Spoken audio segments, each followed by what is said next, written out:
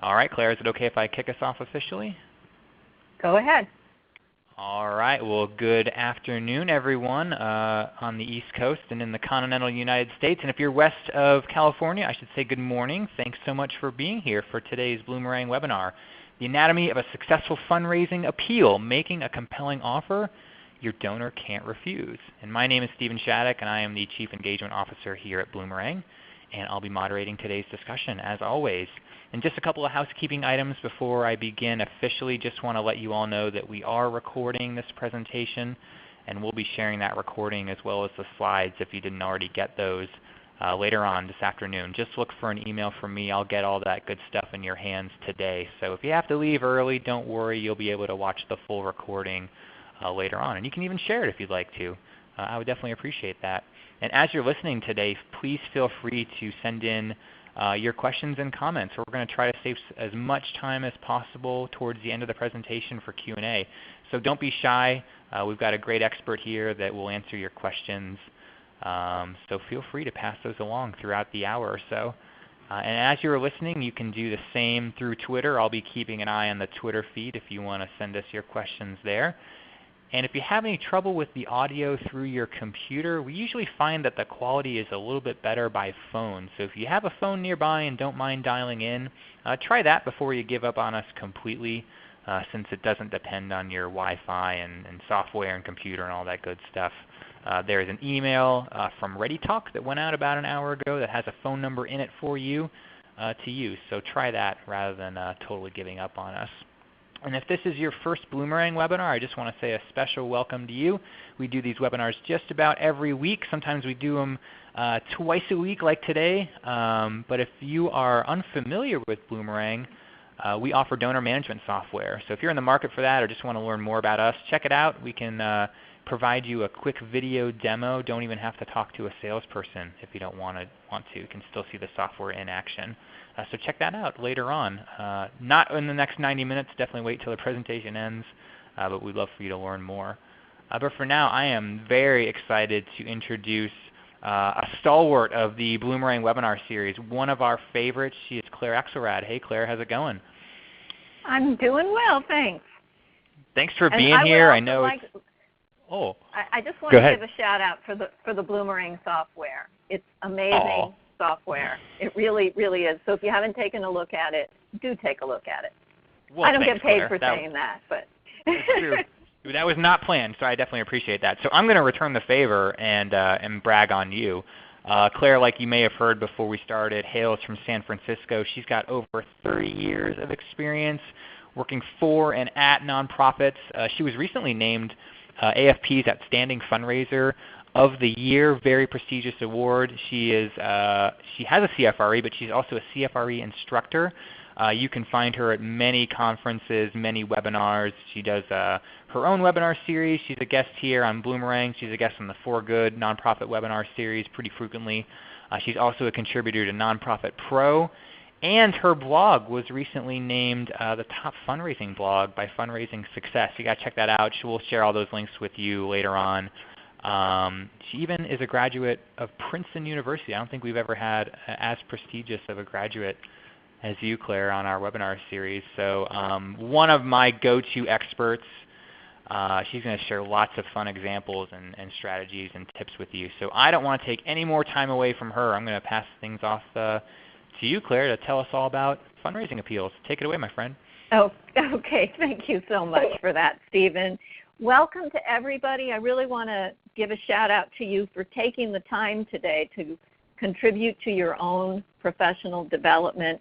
It means that you really care about the work that you're doing and about being the best that you can be.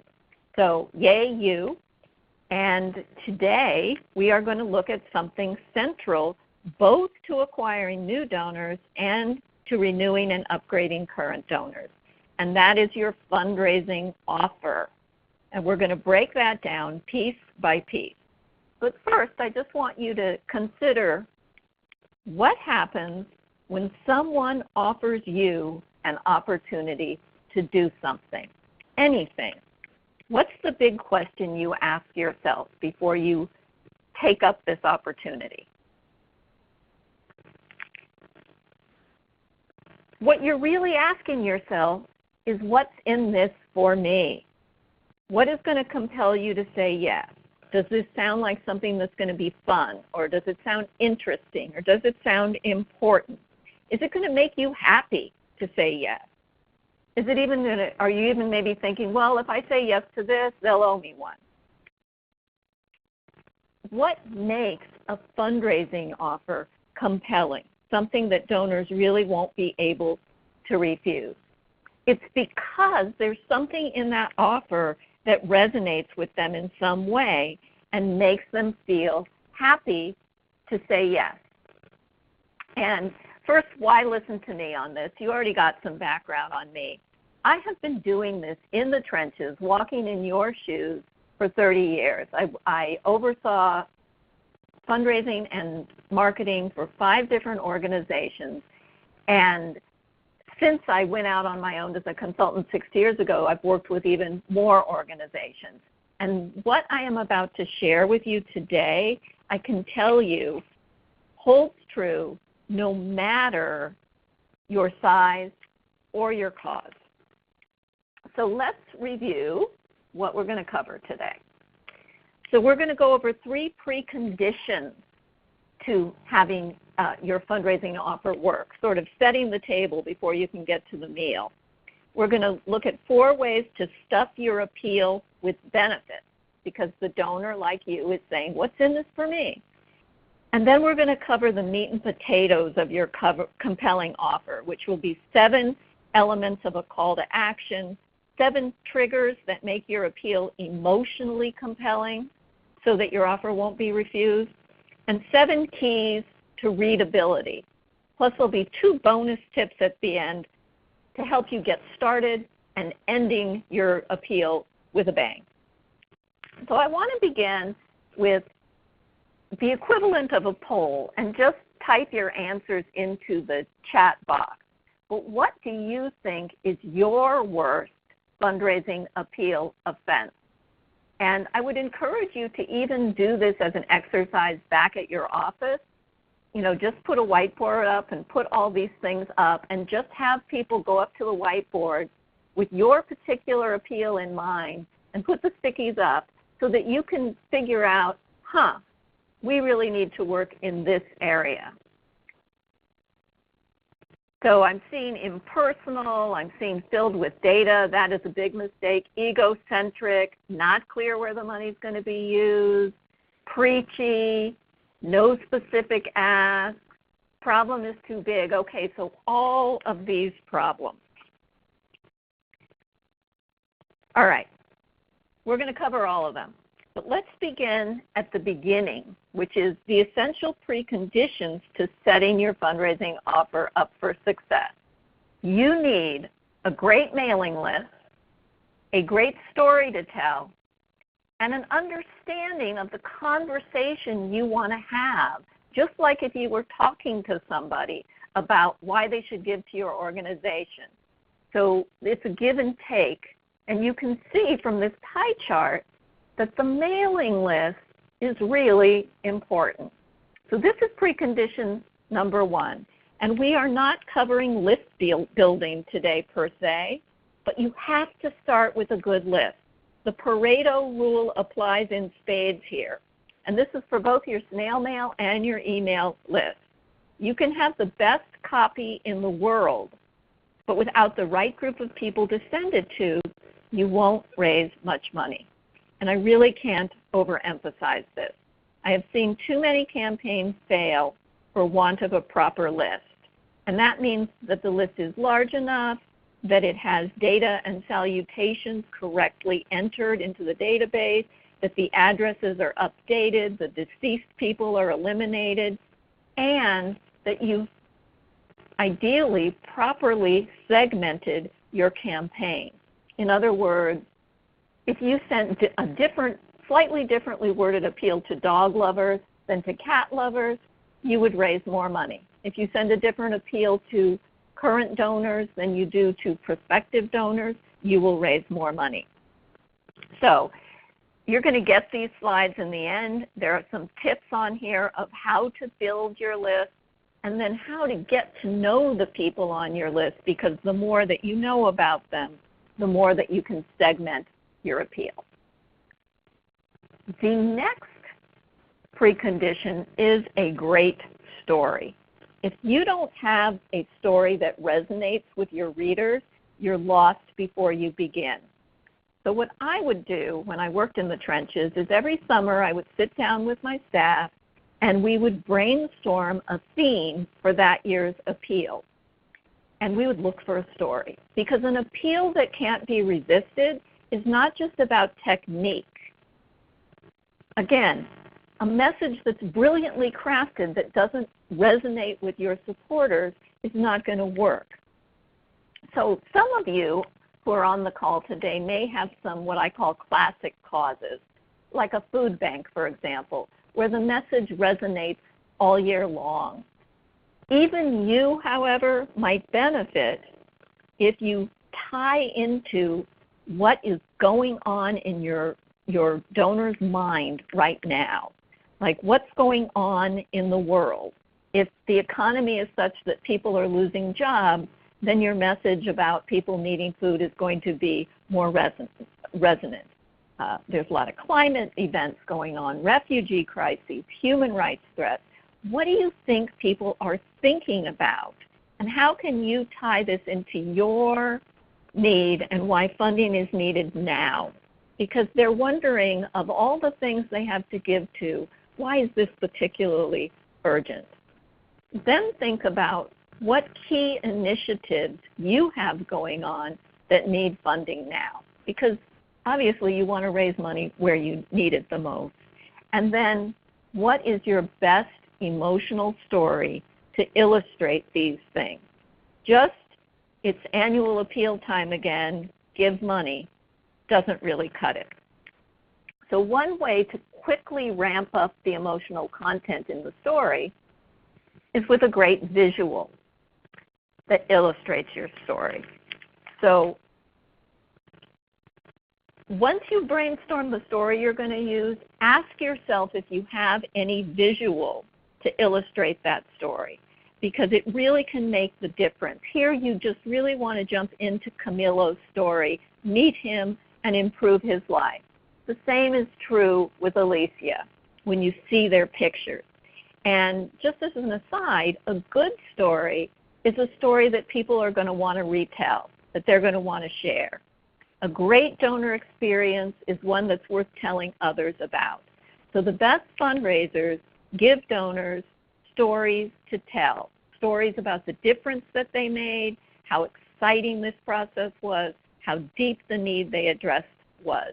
The donor is going to end up making up their own story, which will be about them and how they helped, but you have to give them good material.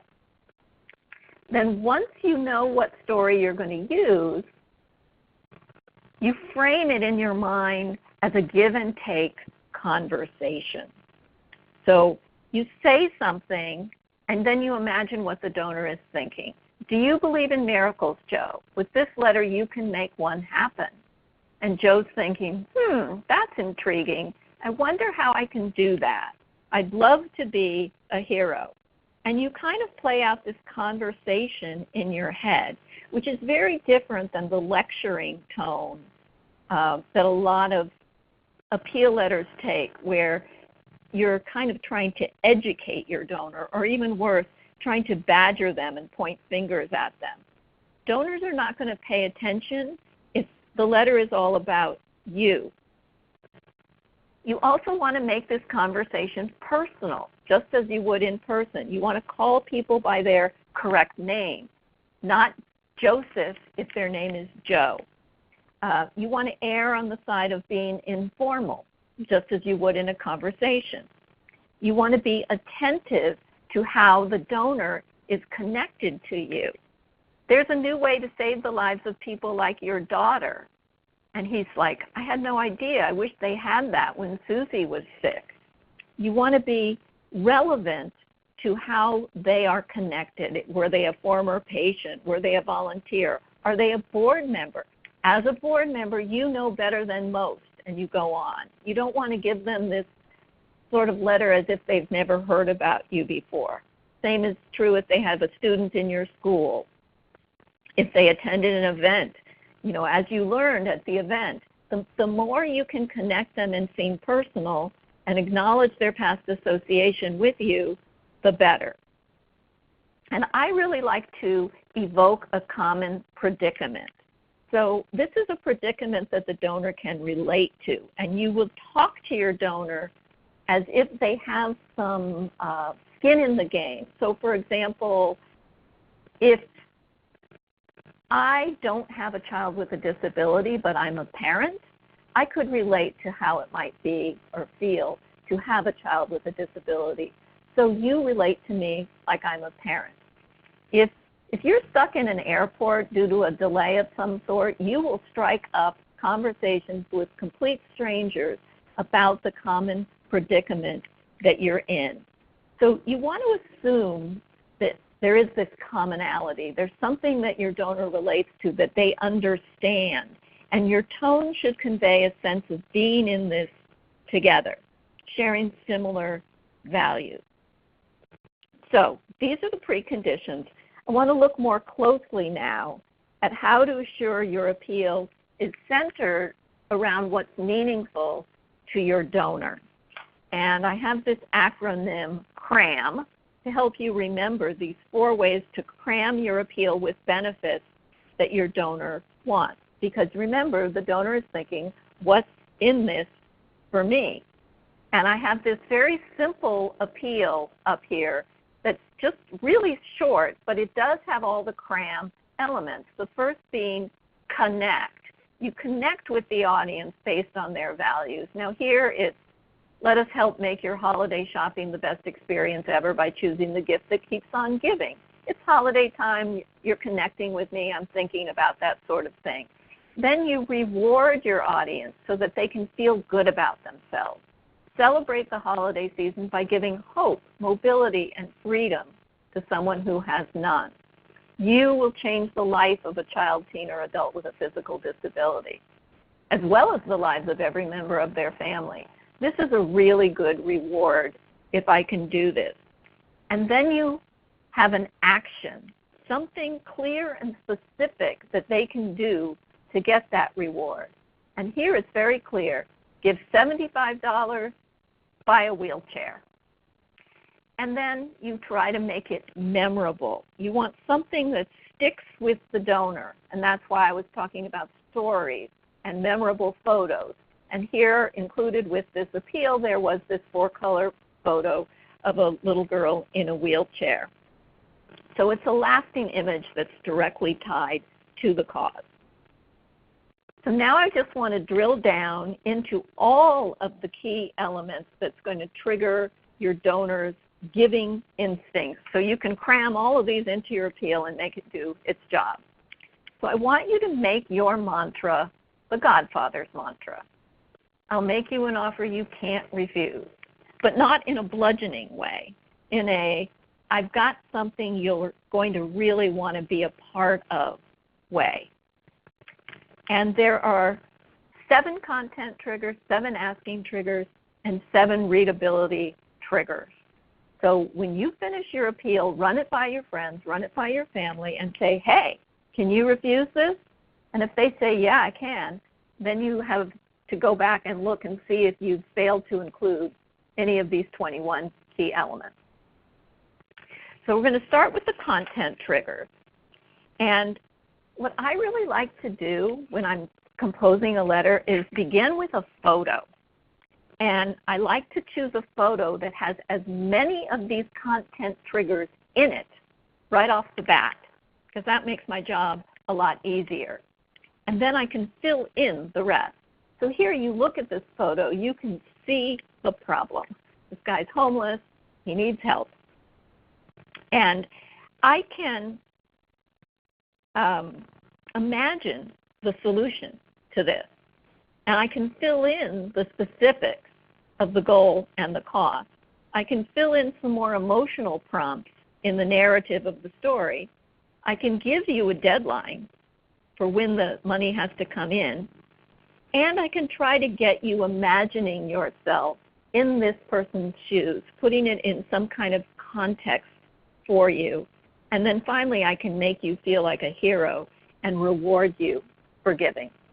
So let's look at each one of these. A problem that connects. Remember, connect is the C in CRAM. You want to present the problem in such a way that the donor is going to really want to help you solve it because it's a problem that they care about.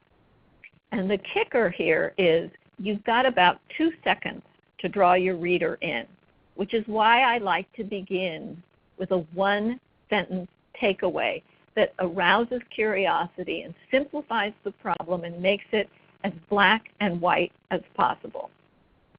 So here we're seeing another homeless person's placard. And from this, you could write a great one-sentence opening. Brenda and her 2 small boys are homeless and hungry because their apartment burned down. And photos are great for this too. But I'm already intrigued. I want to read more. So I always start my letters with both the one-sentence takeaway and the photo and caption. Next, I establish rapport by using the word you. You can help. And always remember that you want to make the problem concrete, not abstract. So homelessness is very concrete. But if I were to say, will you give hope to Brenda? That would be really unclear. It requires too much explanation, and I see that a lot in fundraising letters. Help us restore hope. Let us bring hope and health. And you're never going to see a homeless person with a placard that says, give me hope. What you want is to force a decision by presenting a black and white problem that makes the reader say, yes, I'll help, no, I won't help. So you have to think about the single most important thing you need to communicate, and then tie your opening to your reason for writing as quickly as possible, because that might be the only thing that your prospect will read before they decide whether or not to continue or toss your appeal into the trash. So again, this cardboard says black and white problem. Homeless mom with kids needs help. And your one-sentence takeaway ties to that. Other examples of one-sentence takeaways, you saw the photo before of the young woman graduating. Alicia dreams of being the first in her family to graduate from college and become a nurse. Instead, she'll probably get a minimum wage right out of high school unless you help. Or let's say you don't have a person, you're an environmental organization. Lake Louise used to provide water for the whole county. In 20 years, it's likely people won't even be able to swim in it, let alone drink in it, unless you help.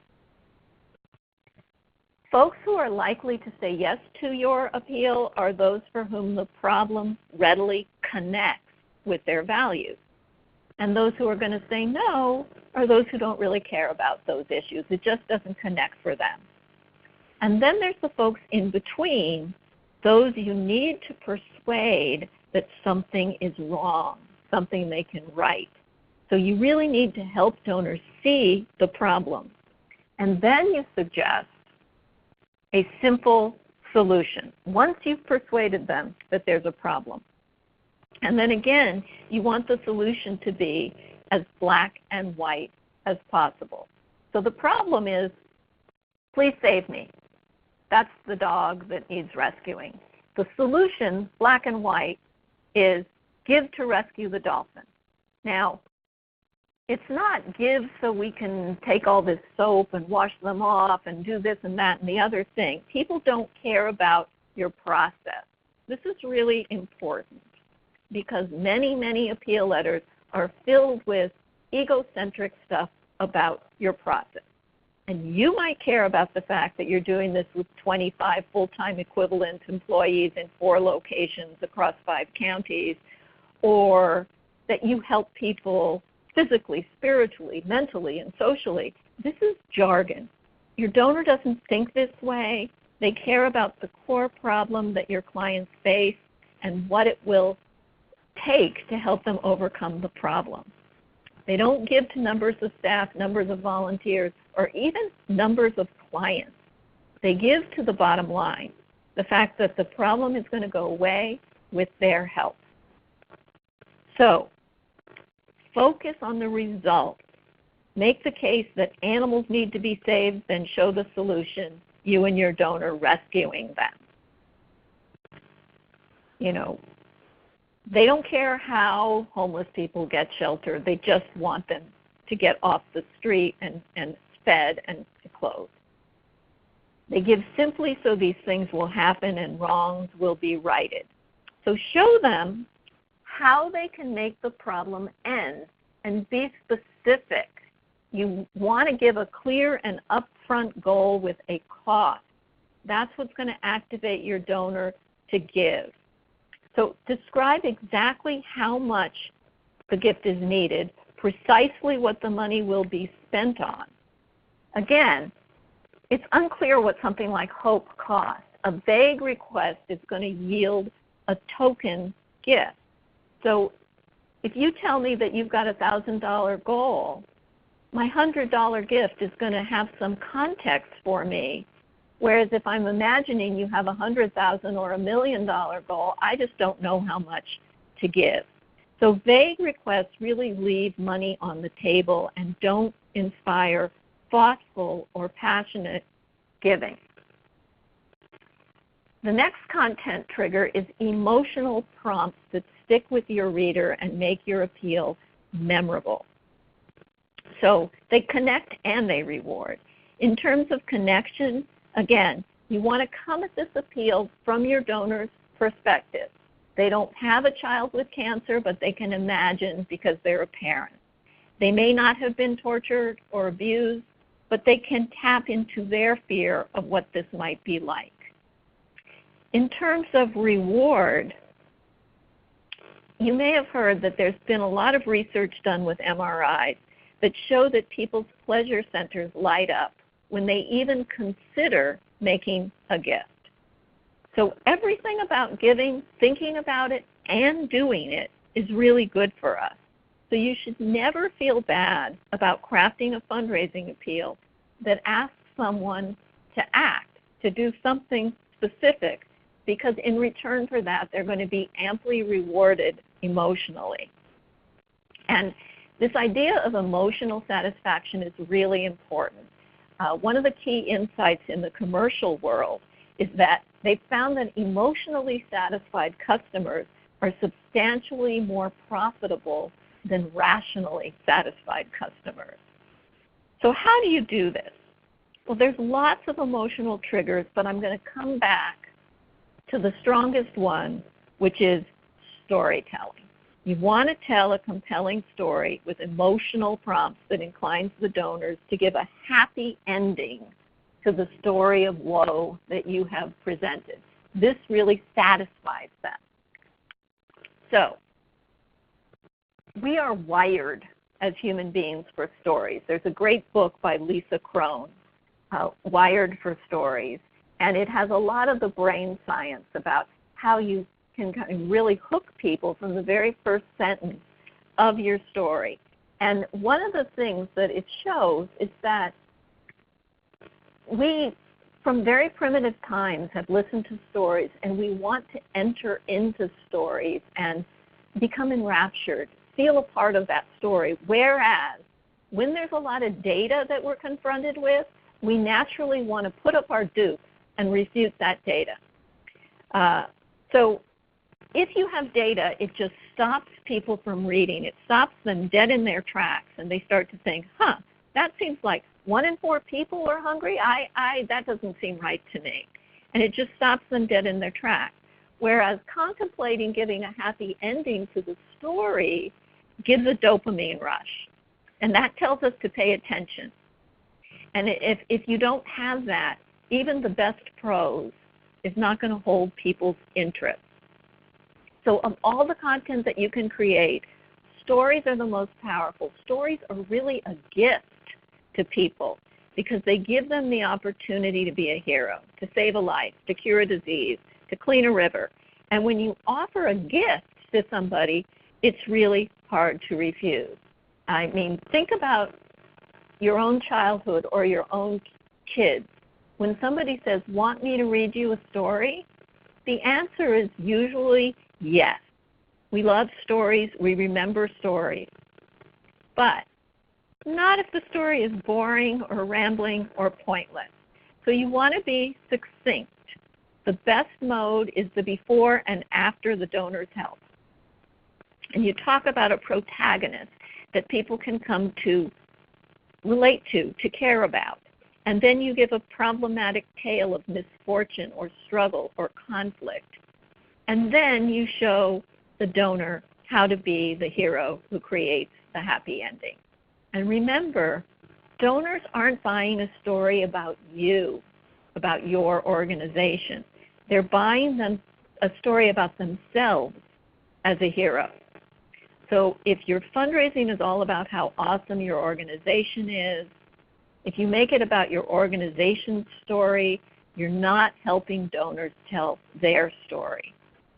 So again, back to that conversation mode. The donor has to be part of it. And again, in telling the story, images are really powerful because when you can see or visualize a problem, you react viscerally. Your gut gets involved, and that speaks to your emotions. And emotions trump reason every time.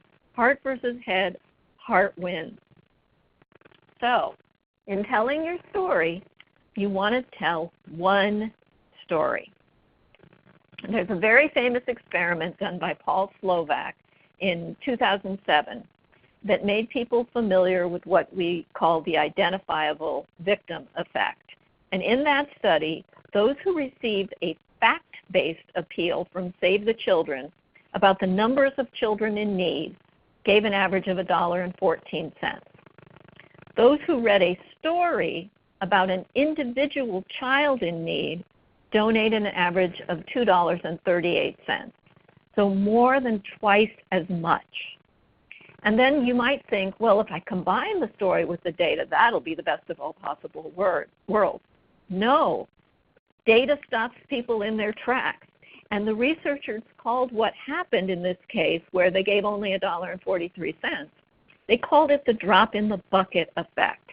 People were moved by the individual child's story, but when they read the numbers, they felt overwhelmed by the scope of the problem. So they gave less. So this is important. People respond only to numbers that they can grasp, not huge numbers. And there's something that humans suffer from called scope insensitivity. The bigger the problem, the less relatable. So here is a study that was done where 3 groups of subjects were asked how much they would pay to save 2,000, 20,000, and 200,000 birds. And these were birds who were migrating and they were drowning in oil ponds. And they respectively answered $80, $78, and $88. In other words, the number of birds saved had little effect on their willingness to pay to save them. And Seth Godin says that when your donor is presented with an offer that involves making a decision of scale, if the number is greater than 10, the scope of the opportunity or problem will almost certainly be underestimated. So people can visualize one exhausted bird with their feathers soaked in black oil, unable to escape. And this image is called a prototype. And the prototype calls forth a level of emotional arousal that is primarily responsible for their willingness to pay. And the scope gets tossed out the window because no human being can visualize 2,000 birds at once, let alone 200,000 birds at once. So data works only to reinforce somebody's decision that was made by emotion to give. So you can maybe put some data into your thank you letter after they've already given and into your ongoing stewardship communications that make them feel really good about the depth and breadth of the problem that they're addressing, but not in a fundraising appeal. In a fundraising appeal saying 24,000 children die from hunger every day. is not good. One child dying from hunger is far more tragic to the human mind than 24,000 every day. So tell one story. All right, the next content trigger is an urgent deadline. You don't want to let your reader put down your appeal without responding. You've worked really hard to trigger their emotions, and you want to strike before their ardor cools off. So you have to give them some reasons why time is of the essence. And there are many reasons that you can come up with. One is give before our challenge grant runs out. One is don't miss your year-end tax deduction. You're having something like homeless people. The cold of winter is approaching. Help us get people off the street. If your program is going to end, please help us keep our doors open. You want to give them a reason that time is of the essence here. The next key is, we've touched on this, putting it in some kind of donor context, making it about the donor's experience, not yours. And this gets back to not explaining every nuance of how you deliver this service or this program. Only you care about this. Your fundraising offer is not a place to feel compelled to educate your donors. This is really, really important. I see so many appeals that try to explain people into giving. You can't do that. Donors just want a clear problem, and then they want to show you they care. They care about fixing this problem, and they will do that when they feel that doing that is an excellent expression of who they are. And their context is they want to be Superwoman. They want to be Mighty Mouse. They want to come in and save the day. Superheroes don't want to lecture. They don't want a term paper, especially those with internet access, because they can educate themselves today. They can Google you. They can learn more if they want to on your website or your annual report or someplace else. But your fundraising appeal is not the place. Your fundraising appeal is a terrible thing to waste trying to beat folks over the head with lots of information and data. So just make it about the donor, about how they can be your hero, how they can make good things happen. And one of the ways I like to sort of hone in on this is I focus in on the one sentence I might put on the donation landing page or on the remit piece, which is, yes, I want to feed hungry children. That's my context. Yes, I want to put people to work. Yes, I want to save trees.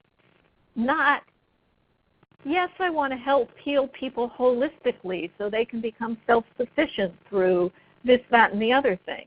That's your context. So cross out all that stuff. Cross out all the egocentric stuff, all the I's, all the we's, all the names of your organization, and as much as possible, replace that with you. You is the most important word in your appeal. Veteran communicator Tom Ahern says, you is glue. And every time you use it, the reader pays slightly more attention involuntarily. It's the best cheap trick I know. So you've got this whole letter, but all they are seeing is blah, blah, blah, your support, blah, blah, you could help a child, blah, blah, you, blah, blah, your gift. That's what people see. One note, people always ask, can we use we if we mean our organization and the donor together? Yes, you can, as long as you don't use we when you're just meaning the institutional we. People definitely want to be a part of a movement, a part of a community, a part of a family. And if you can kind of channel that and make them feel like they've joined something larger than themselves, then it's fine to use the word we. Finally, in terms of content, you want to have some donor benefits in there. And that means that you have to know the benefits that you think your target audience cares about. What I always say to people is if you want gifts, you must give them. And this is something that you do a lot in a thank you letter, but you also want to wrap them into your appeal. You want to try to remind them, even subtly, of the different rewards that come from giving, and include some of these in your fundraising appeal. Even if it's just feeling really good about themselves or fulfilling a religious or moral obligation, or even just doing unto others as you would have them do unto you. Sometimes it's assuring that help will be there should they ever need it. But think a little bit about what might the donor get out of giving to us. And now I want to move on to the asking triggers. And there's 7 of them, and I use a garden hose as a trigger because you're not holding a gun up to your donor's head and making them give. You're saying, join us in growing, in nurturing the solutions to these problems together. So let's go over each one of these. And the first one is to get your ask in early. You really want to get to the point and ask in the first few paragraphs. Now, certainly you can and you should ask again at the end, and actually multiple times through the appeal. But you don't want to wait that long. And whatever you do, don't bury your ask in what Jeff Brooks calls the dead zone. And that is the first 3 paragraphs of the last page of your letter. For some reason, people's eyes skim right over that. So what I will use the dead zone for is if I have an ED or a board chair who's signing the letter who insists on putting something in the letter that I know is not going to carry its weight and shouldn't be there, like we're the oldest organization west of the Mississippi. Ideally, you would never have to put something in a fundraising letter that isn't going to thrill donors into giving. But until then, you can always hide it here. Trigger number 2 is to ask for a specific amount and a specific purpose. So you don't want to simply say, please support us. You don't want to just say, can I count on your support? Or I'd love it if you could make a donation to our organization. Those aren't asks. Asks are direct questions that include a specific amount. Will you please renew your important support with a gift of $250? Or maybe a string, especially for new prospects who have no giving history. Will you please send your special gift today of $25, $50, $100 or more? Or a monthly giving ask. Will you please consider giving $20 a month to feed a senior for a year? If you know $20 a month will feed a senior for a year, that's something I really want to know, and I need to know it, because otherwise I might just send you $25 because I have no idea what it takes to feed somebody. And you need to get people over the feeling that it's rude to ask for what you actually need to reach your goals. Because just imagine that you're shopping and you see a jacket and you like it and you're considering buying it. What's the first thing that you ask the salesperson? How much does it cost? That's really important. It really plays into people's decision making. So you can also use your landing page or your remit piece to put in some specifics about what different amounts will accomplish. Okay, the next thing is to realize that just because you're being specific doesn't mean you can't also be gracious. And one of the best ways to be gracious is to put your donor into your letter early and keep them there by using their name, by using the word you. And also flatter your donor. Make a big deal of their previous giving, or assume that a new donor is going to be caring and generous. I talk a lot about creating an attitude of gratitude, and this holds true not just for the acknowledgement process, but before somebody has given. It's kind of a cultural shift that puts the focus on your donors as blessings, as heroes. And I really consider the 11th commandment for nonprofits to be honor your donors. Give credit and assume their best intentions and motivations. And help them see themselves in your letter, because they are a crucial part of your nonprofit story. You, Claire, make this possible. So you're making giving seem honorable, not like a necessary evil or a chore.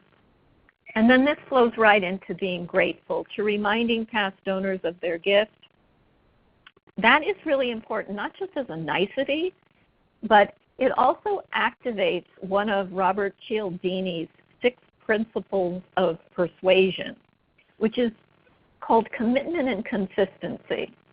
People are inclined to repeat decisions they've already made because they want to be consistent.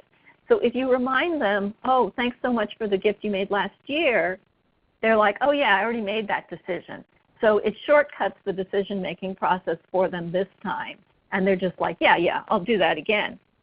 If they are a prospect, you thank them in advance. Thanks to your compassion, you're already flattering them. You're assuming this. Children won't go to bed hungry.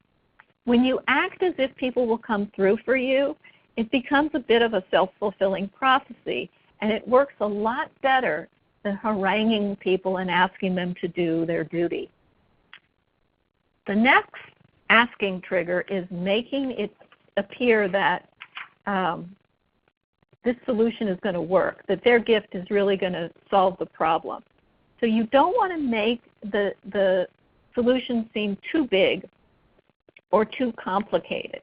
Because if the connection between the problem that needs fixing and what they can do to fix it seems very hard to figure out, they're not going to want to work on this with you.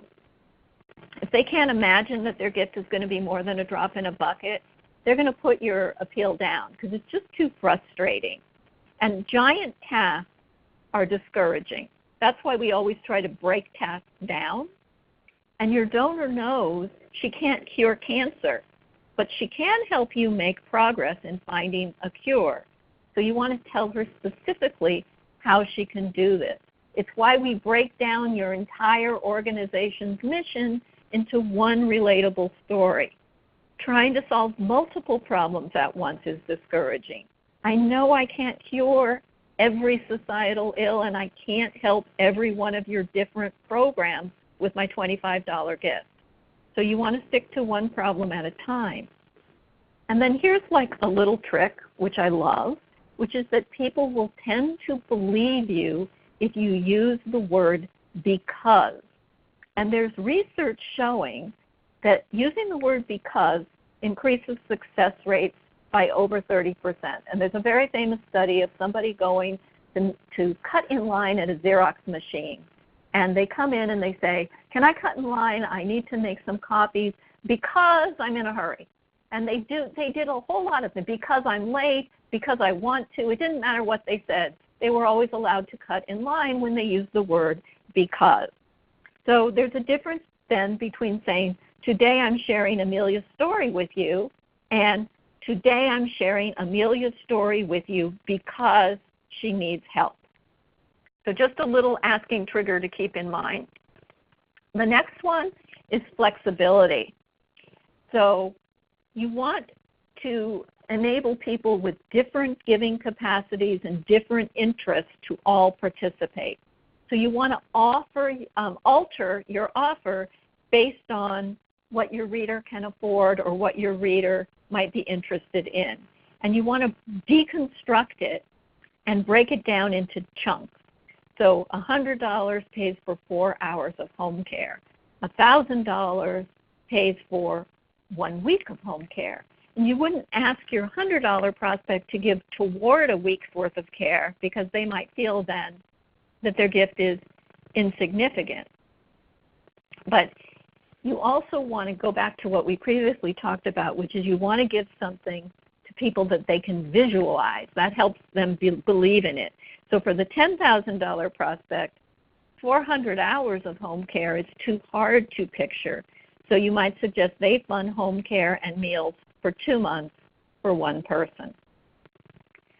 And then the final trigger here is leverage. And I've saved the best for last here. This is my favorite one. People love to stretch their dollars, and I love the multiplier effect. I love to get a challenger matching grant if I can. Because as a donor, if I know that I can double my gift, I'm really excited. And that also creates a sense of urgency for why give now. So if you don't have a match yet for this year's appeal, think about whether or not you can still get one. And sometimes you can ask a current donor if they will allow you to use their gift for a match, or you might be able to get your board to all come together, pool their resources to put up a match, or sometimes you can get a business who wants to have their name out there and look like they're a good community player to give you a match and do it that way. Another type of leverage is that people love to get a bargain. So I used to work for the San Francisco Food Bank, and food banks are able to leverage your donation because much of their food is donated. So the donor can buy more food by giving a gift to the food bank than if they went to the grocery store and bought the food and brought it and delivered it. So one word of warning if you're using that kind of cost bargain type of leverage is that credibility demands truth. So double check your facts. If you've been saying for the last 4 years that it costs $10 to provide 3 meals, make sure this is still true. You've always got to be sure that if push came to shove, you could defend what you're saying in court. And then the other type of leverage, which is a really good one, is the ripple effect. Is that if I give money to pay for a well to be dug in Africa, an entire community will have drinkable water. If I give money to one child, their entire family will, be affected. All right. So now I want to let you take a little break because we've covered a lot of material and we've been going for a while here. And I would like to suggest that you stand up and just take a deep cleansing breath and a little stretch. And while you're doing this, I am going to ask you to close your eyes, and I am going to summarize what we have covered so far by taking you through some visualizing. So close your eyes. I know I can't see you, but I want to trust you. And try to visualize the answers to my prompts. I want you to picture one person or place or thing that your appeal is aiming to help or to fix or to heal.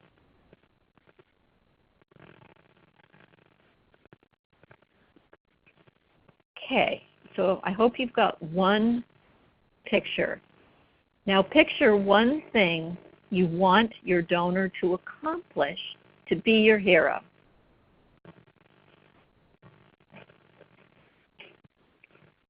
Now, paint a picture in your mind that shows your donor what will happen after they give.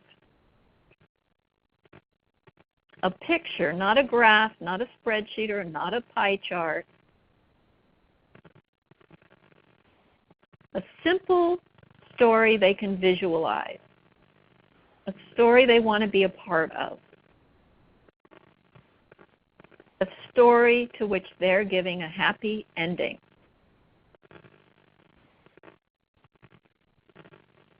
Can you capture that in a snapshot?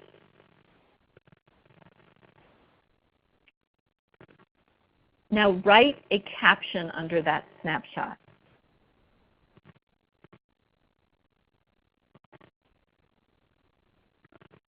Now begin to write just a little heartfelt note to share the story.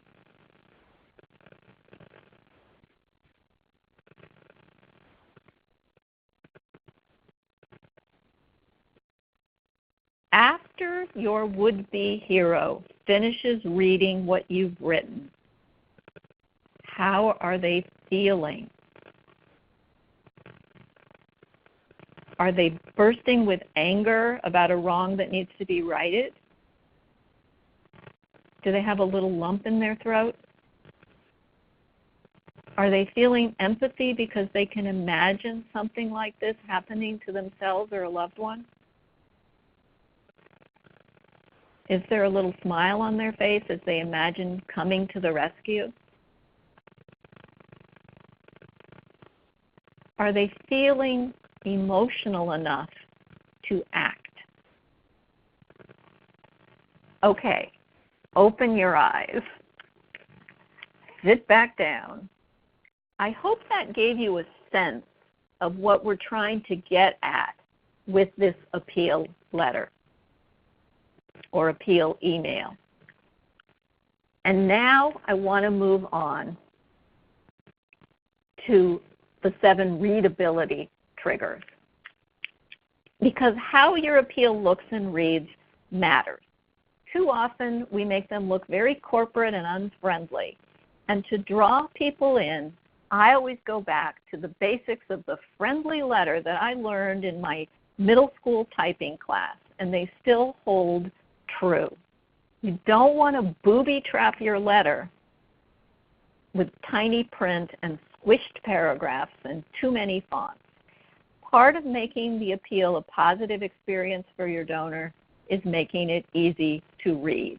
So here are some 7 simple rules. Simple, legible fonts, serif fonts with a little squiggly at the end of the letter are the best for text. So Courier, Times New Roman.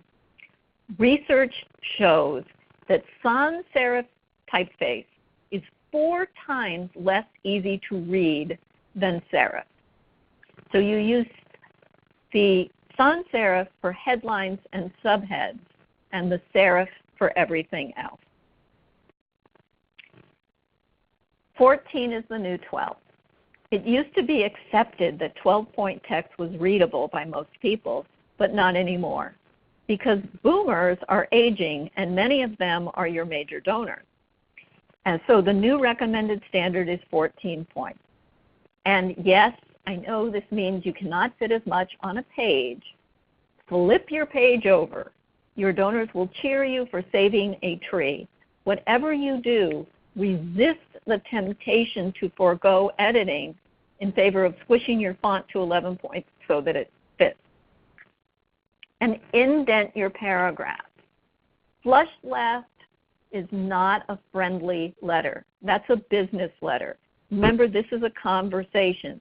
The other thing about indents is that they actually invite the readers into your copy. They give the eyes a rest. And our brains use indents in pattern recognition. So that's really important to keep people reading speedily. And remember, donors have very little time that they're going to devote to reading your letter. And if you make it too hard to read, all they will process is blah, blah, blah, blah, blah, blah, blah. So again, to help, you want to keep your lines and your paragraphs short. Tom Ahern says the best line length is usually shy of 70 characters, including spaces. And you want to aim for no more than 5 lines in a paragraph. And you want to break up these paragraphs with one-liners. And details like this really do matter when people skim, which they will do. And then to help the skimmers, you want to use subheads, boldface, italics, and underline judiciously. You don't really know which part of the letter your donor is going to actually read, so repetition is essential. You hedge your bets by putting your key messaging and ask in multiple places. So what I like to do is consider that my letters are several letters within one letter, and that if people read just the boldface, they'll get the gist. If they read just the underline, they will get the gist. If they read just the subheads, they'll get the gist, and so forth. So it's like I will do the letter, and then I will read everything that I've underlined and go, is that enough? If I just read that, would I get it? Is the ask in there? Is the need in there? And if it isn't, then I will underline something else.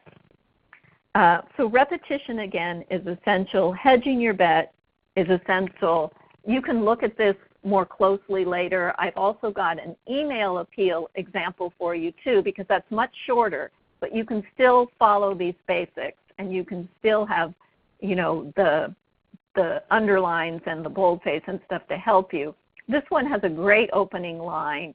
puts me in the letter right away. It says, "Dear Claire, I'm 90 years old, so let me get right to the point." I really love that. The photo gives the appeal some credibility. And there's a testimonial twice. Testimonials are great. That's another one of Robert Cialdini's principles of persuasion that's called social proof. If somebody else is telling me this is a good cause to give to, I'm more likely to do that than if the organization is telling me. So here the writer is telling, and then at the bottom there is a testimonial from a camper saying, you know, this is the support of this organization is something I wish I could have had when I was here 30 years ago as a camper, being bullied and told there was something wrong with me. So that's another example that you can take a bit more close of a look at later. And the sixth and seventh readability tips are to write like you talk. So again, this gets back to it being a conversation. No kidding. That's really what happened. Corey couldn't find anyone to help her. That's why she needs your help. Yes, you. You can be her fairy godparent. What you really want to say no to are jargon and buzzwords. So you're used to calling your organization by your acronym, but your readers aren't. You might use words like clients and caseworkers and food insecure. Your readers don't. Maybe everyone where you work has a PhD and is a stickler for grammar. Your readers don't want to read a term paper. And I know it's really, really hard to avoid words and phrases that are ubiquitous within your culture.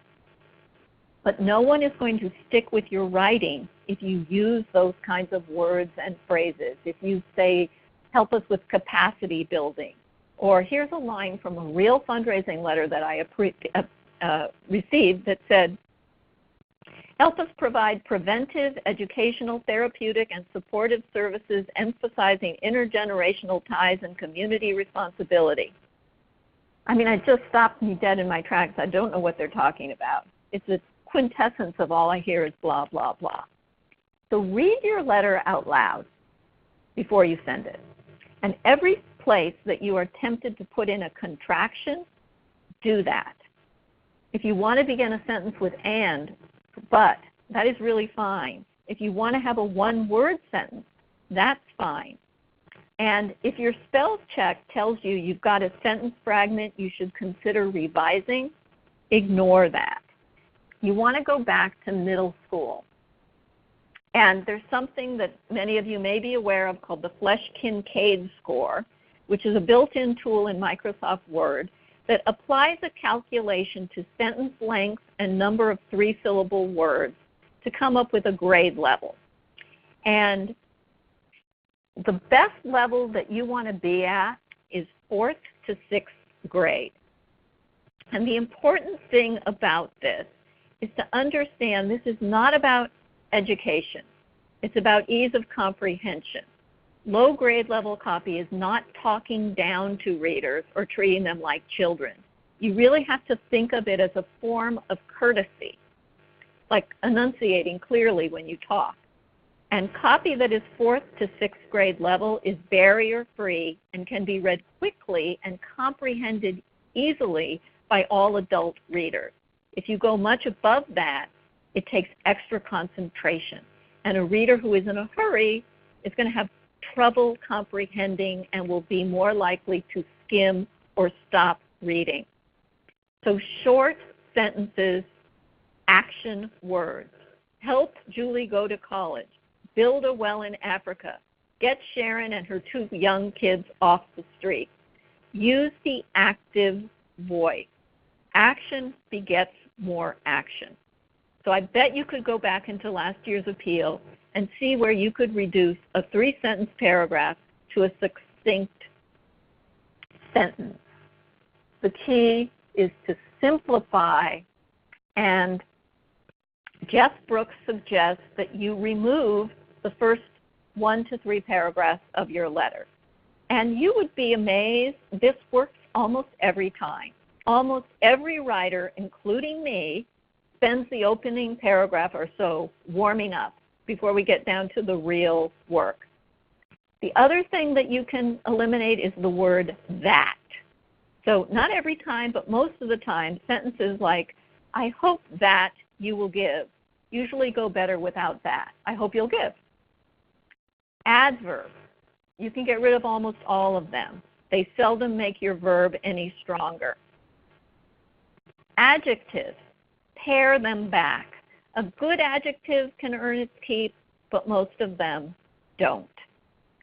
So take out all the complicated background material.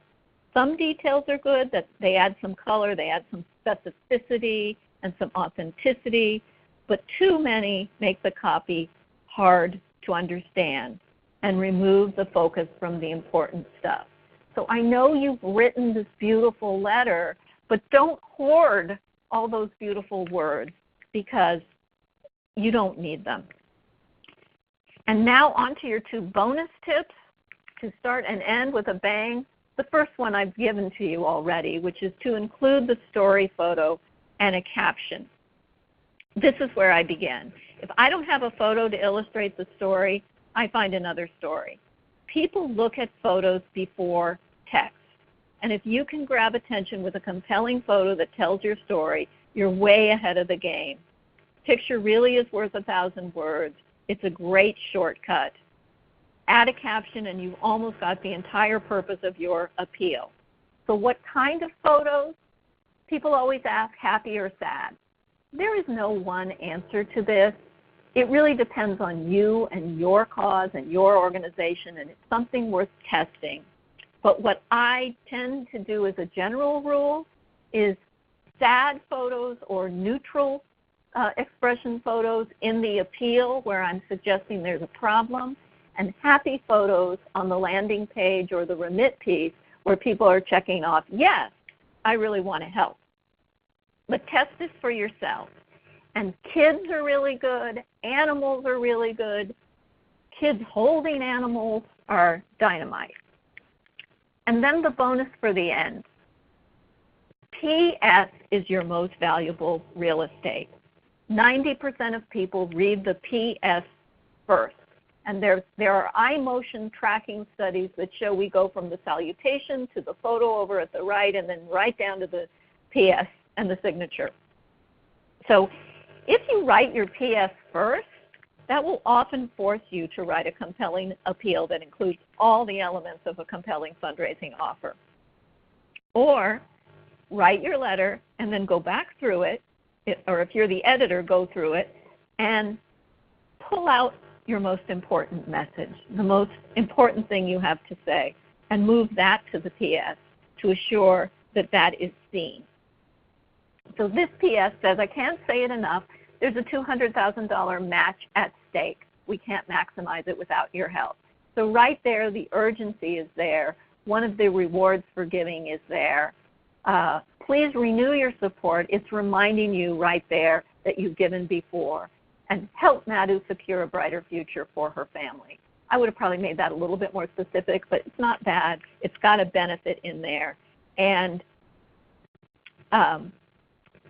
it sums up the story's happy ending, which that the donor is going to make this brighter future possible. So I really can't say this enough. Put a PS in your letter. I'm really astounded by the number of nonprofits who ignore this most valuable piece of real estate. So just a quick summary is to cram your appeal with donor benefits. You want to connect based on their values, something that's relevant to their values. And the more you know about what they value, the easier this is to do, which is why you should do surveys annually, why you should enter data in your database about how folks allocate their gifts, why you should notice what articles they click on when you send your e-newsletter or your blog. Connect. Reward your donor. Reward them for being a good, generous, moral, caring person. Remember, contemplating giving brings a dopamine rush. That's very rewarding. Offer an action that they can take, a specific action that will bring them the reward that they are seeking. This is empowering. This is a way that they can be the change they want to be in the world. And give them a memory. especially a compelling story or a photo that sticks with them, makes them want to tell others and share their passion and their compassion. And then a summary on what goes into an offer that can't be refused. Don't feel bad, don't feel awkward about making your ask specific to address a genuine pressing need. It's your job to make a passionate ask, to paint a visual picture, to tell a compelling story, one that your donor wants to be a part of. Then they're not going to refuse you. Remember that giving is good for people. The MRI scientists have discovered that when people give to help others, they feel really good. The parts of their midbrain that control cravings for food and sex light up. It's just like having a piece of chocolate. And there's a great article in the Wall Street Journal called Hardwired for Giving that gives you more on this science if you're interested.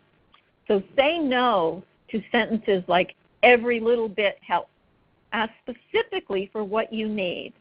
And know that you're not leaving donors poorer and upset. You're leaving them richer and emotionally fulfilled. If you do this right, both you and your donor will leave smiling. So I want to take some questions now, and also just want to thank you again for being here, for doing the important work that you do to make our world and our communities and our people stronger. I want to thank you if you are already a member of Clarification School. If not, please check out my website. You can also get a free thank you calls ebook and script there, which you're going to need if you get all these donors with your compelling appeal. I hope you'll enroll in Clarification School. And now, Stephen, let's take some questions. Yeah, that was awesome, Claire. Wow, that was full of so many good things. This is great. Thank you, Claire. I mean, you're spending lots of your time educating us, so thanks for being here. A lot of good stuff. I just hate that struggle with food security lingo. Man, that really resonated with me. I hate that phrase. Yeah. Well, we've got some questions here, and I know we told people we were going to go to about 4:30 Eastern, so we can probably do maybe 10-15 minutes of questions. Boy, lots of good ones, and if you have not sent one in, please do. We'll try to get your question at least to Claire offline as well. Claire, what about donors at different giving levels? Do all of these sort of best practices and all your tips apply, whether you're asking a $5,000 donor versus a $25 donor? Do you think that segmenting by maybe gift amount is something you should consider?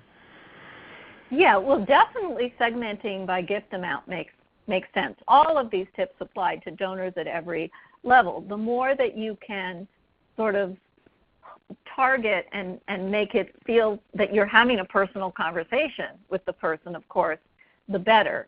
I mean, usually you're not going to ask for a $5,000 gift in a letter. Usually you're going to do that face-to-face. But, if you are asking for a $1,000 gift, you're going to want to at least describe a problem that costs that amount of money. So, yes, segment by amount. One of the things that I mentioned is I like to send all the board members something that recognizes that I know they're a board member and that they know this stuff. So that, it doesn't seem like, well, this is a canned letter. Like, are they not knowing how much I already know?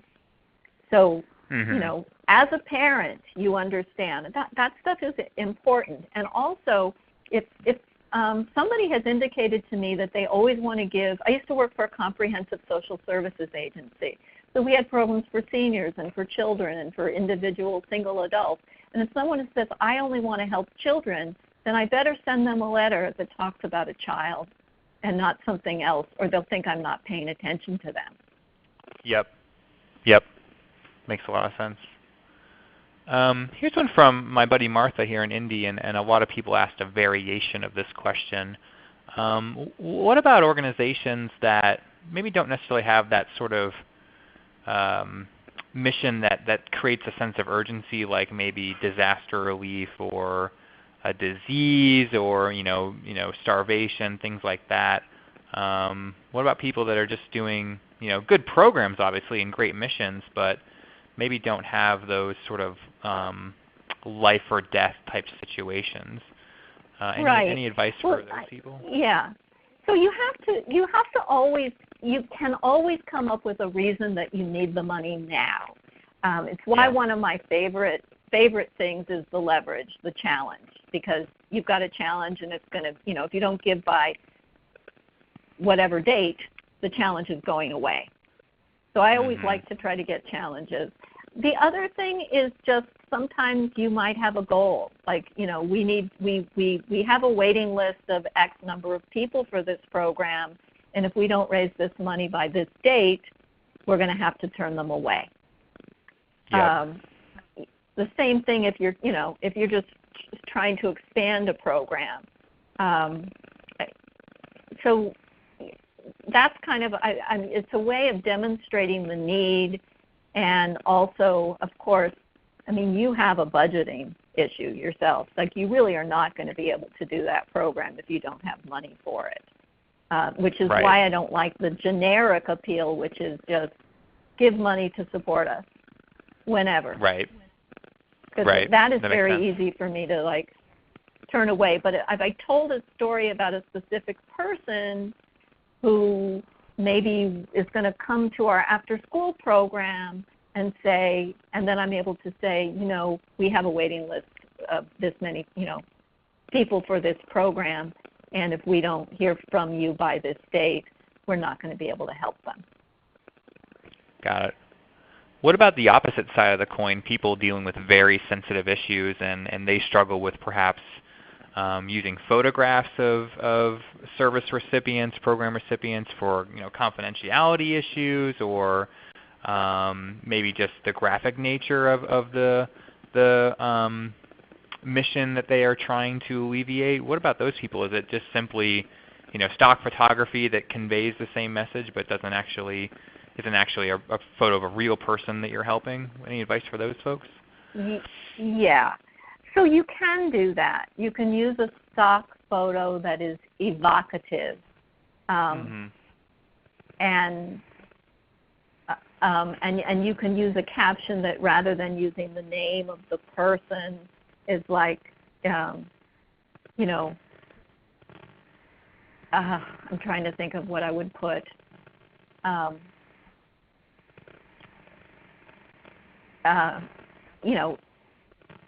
Girls are being sold into the sex trade as young as age 7. And then you've got a photo of a girl. And then you can tell a story that is a composite story. And you can put at the bottom of the letter, names and details have been changed to protect confidentiality. But you can do a composite of the types of people that you serve. Yep. That makes sense. Claire, we've had a lot of people ask about the envelope, the actual delivery mechanism for all these great letters. Any tips on design, layout, any kind of quick do's and don'ts there? Okay, so there are a number of different ways that you can go. My absolute favorite way to go is a combination of two things. One is that it's a plain envelope, and it doesn't have your organization's name and logo on it. It probably has your address, but what I really like to do is have the address and then have enough space at the top where a volunteer note writer who adds a little note to the appeal could put their name over the address. So I would put Claire Axelrad, and then it's got the organization's address, which probably most people don't know. And then there's a note from me inside. And that's another tip that really, really ramps up the response rate. If you can put a little personal note from someone that says, this is a fabulous cause, I hope you'll join us, or glad you attended our gala this year, hope you can, join our campaign this year. It's best, of course, if you know the person and you can, ask your board members whenever they give you names of people, are you willing to, add a note? But even if you don't, you can sign it as, I volunteer here, it's awesome, I hope you'll join too. And that really will increase your response rate I mean, I've seen it go from like 2% to 34%. So Wow. it's a huge good tip. And so anyway, the plain envelope and then the combination is a brightly colored envelope, because when that comes in the mailbox, it sticks out. And it looks like a fun thing. It looks like an invitation. And it doesn't even have to match the colors of your appeal inside. So a colored envelope that's plain, I love.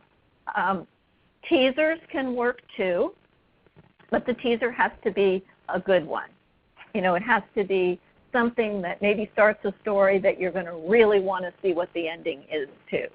Or it asks a provocative question that you're going to want to know the answer to. I mean, everybody gets those things in the mail that says the top 10 foods to avoid eating. And of course you want to open that to see. So it has to be something that really is intriguing, not something like your organization's tagline. That's not right. What about, so a lot of people have asked a variation of this question, so I'm going to kind of condense a few. You've said a couple times of, you know, focusing on maybe a specific need or a specific project. A couple people have asked, does that really lock you into that fund designation? In other words, if you build that expectation that that's how the funds are going to be used for, and then for some reason maybe it goes somewhere else, is that something you should worry about, or maybe you want to communicate to donors? How much are you actually locking them into a designation? I think, if you can tell a specific story and also have a very brief paragraph that mentions that you have all these other services too, so that your gift helps people like Alicia and the hundreds of children, families, and elderly who call on us for help each year, that sort of thing. And also sometimes your remit, and I've done this many times. I will tell one story maybe about a child, but the remit piece will have choices of you can allocate for children's services, senior services, homeless services. You know, this is for a comprehensive social service agency, of course, but you can do it with any organization where you give people the opportunity to designate on your remit piece. And the opportunities, people say, oh, we only want unrestricted giving. I would suggest that you break down your unrestricted giving into buckets. So even though people are designating, what they're giving is the functional equivalent of an unrestricted gift, because you're going to spend that money anyway. I mean, I have never had it so that I got way too much money in one thing and not enough. People tend to spread out across things, and a vast majority of people will do use where most needed anyway. And then the people who do designate, that's really good information to have, because the people who designate tend to actually be easier to renew and easier to upgrade. And it's easier for you to report back to them on something that they're specifically passionate about. That makes sense. Along the same lines, three people here, Amy, Mindy, I'm going to kind of address your questions now. They struggle with quantifying a dollar amount to an actual deliverable. So it looks like Mindy's organization is kind of an advocacy group. Amy's org, isn't able to say, $20 provides 10 meals or $50 saves 100 birds. What about organizations that don't really have like a tangible deliverable, if that makes sense? What advice would you have for them to maybe quantify or justify suggested gift amounts? Okay. I guess the first thing I would say is try. First, rethink that. Yeah, because you still have services. You should be able to do something. Right. I mean, yeah, you could break it down, to figure out what the cost of an hour of service is. But if you can't do it, then I wouldn't go that route on the remit piece. I wouldn't say X buys X. I might, I might try something like, we're trying to raise this much money for cancer warning labels. I mean, they must know how much the cancer warning labels are going to cost. So right. we're trying to raise this much. We're reaching out to, all of our friends. If everyone gives an average of this much, we will be able to do this. Please let us know no later than this date. You're just trying to, people want to know, they have no idea. They actually will not give because they're afraid that you're going to think that they're cheap. Or that, right. like, what? They only sent $25? They also will not give because they're going to think, you're going to think they're a chump. Oh my gosh, this person sent $1,000, wow. Like, they just want to be in the ballpark. Right.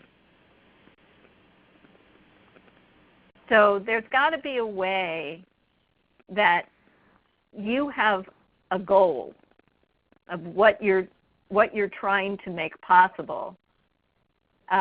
It just can't be this ephemeral thing like, if we put cancer warning labels, then we could save 1 billion lives. I mean, that's not credible. Like, you have to have some research on which you're basing this, or some kind of experience. So really kind of think about that. I mean, usually there is something that you've got, but you just don't tend to talk about it a lot or really think about it. But if you had to quantify it, you could. It's just like your own personal budget. If somebody is like overspending and somebody says, you need to keep track of everything that you spend, and people are like, oh my gosh, that's impossible. I can't do that. Or they're like, I have no idea what I spend my money on. But, you have to focus in on it to try to get a handle on what the cost of your service is and what the impact of that service is, because people want to know that. Yeah, it seems like maybe there's something there with Mindy's example of, this many people are getting cancer from this product. We want to prevent that. But that's a tough one, Mindy. Keep in touch with us because we might be able to drill down deeper into that offline if Claire exactly. you don't mind. But, No, I don't mind. Well, cool. Well, wow, this 90 minutes really flew by. I can barely believe we covered all this ground so quickly. Claire, any final thoughts before we call it a day here? We've got your contact information here on the screen. Anything you want to say as a parting shot? Well, I do hope that you guys will all enroll in Clarification School. It's just 27 cents a day, and I give you like tons of practical advice like this in articles throughout the year, and you get some webinars, and you get product discounts and all that stuff. And if I could do it all completely for free, I would, because my motto is, if I know it, I want you to know it. I mean, and there's so many problems in this world today. I want to see them all get solved, so I'm so glad that you are all out there fighting the good fight. I want to help. And so stay in touch with me, and just remember that a good fundraising appeal is not holding a gun to somebody's head. It's an offer to join you in making the world a better, more caring place. And you don't have to do direct service to make an appeal. Whatever you're doing, just focus in on how is that helping. If somebody did this and joined us, how is that helping? What is their reward? What is the impact of what they're doing? There's always an impact, even if you are not providing that direct service. Even if you're indirectly making it happen, your donor cares about the impact, the change. Well, I could not have said it better myself. We'll leave it at that. Thanks, Claire. This was really awesome having you, and thanks to all of you for hanging out with us for so long. We had a pretty big audience today, so I'm always happy about that. I know it's a busy time of year. You're probably really trying to get these appeals out the door, so hopefully this was helpful, and maybe you were able to make some tweaks or changes to bolster those things. So thank you all. We're going to be sending out all the recording and slide here this afternoon. I'll get that in your hands today. But do sign up for Claire's blog. Reach out to her by email if we didn't get to your question. I know there were a lot in here, and I'm so sorry we couldn't get to all of them, but obviously she's a great resource for you. She's even going to join us for BloomCon in February in Phoenix. So if you are in the Southwest area, we're going to have 2 BloomCons next year, one West Coast, one East Coast. This is the first one on the West Coast. Check that out. We've got special pricing going on right now. It's going to be a really fun conference. We've got Adrian Sargent, Claire, of course, Kivi LaRue Miller, and Kent Stroman. Nice lineup. And we've got a great webinar series continuing next week, 1 week from today. We've got Sarah Durham, which is really my go-to person for nonprofit branding. And she's going to talk about how to align your nonprofit's brand with the services and programs that you offer. So if you feel like maybe that's not in alignment or you're not sure or never thought about it, check this one out. It's going to be a really cool session. Sarah's great, one of my favorites for sure. Totally free. Hopefully we'll see you next week. But if not, look for that email from me. I'll get that out to the door here in just a couple of minutes with the recording and the slides. And hopefully we'll see you next week. But have a good rest of your Thursday. Have a safe weekend. And we will talk to you soon.